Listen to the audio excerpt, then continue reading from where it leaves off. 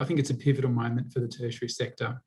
There's a significant cultural piece, I think, that needs to be done at the moment, and that's about re-engaging with staff and reconnecting with staff, instilling a sense of belonging and connectedness again, and particularly for those campuses that are back operating, at least in part, face-to-face.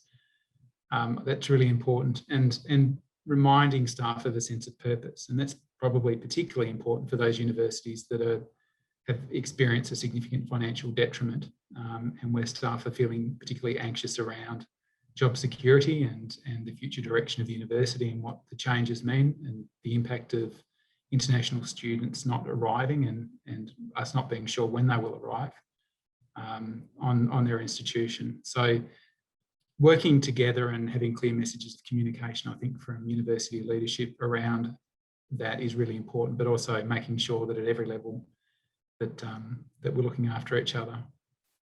I think that universities at a grassroots level have really pulled together to look after their own. And one of the experiences in the area that I'm in and with my colleagues is that I think it's been an opportunity to pull together closer than ever. It's not been the same as working face-to-face. It's not been the same as being able to be on campus. But when we've been off campus and we've had interrupted periods of time, the sense of community, the sense of common experience, the sense of looking after each other has been a very strong one. We're going to be dealing with a different community and a different lived experience. We're going to be dealing with students who I think are going to be much more high needs. Many of them have had their own financial distress and emotional impact and loss during this period. Many of them have come and will continue to come with interrupted learning prior to their time at the university. So there's going to continue to be high demands on staff.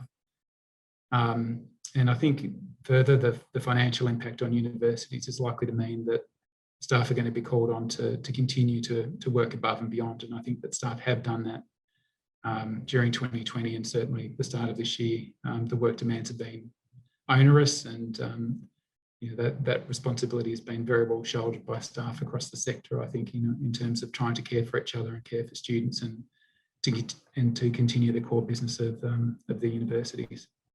I think that there's some rich learnings for the tertiary sector to move forward with, that things that were learnt, and I think many silos across different universities were broken down. People collaborated a lot more. There was a great deal of community, a great sense of community and connectedness, albeit virtually at many points.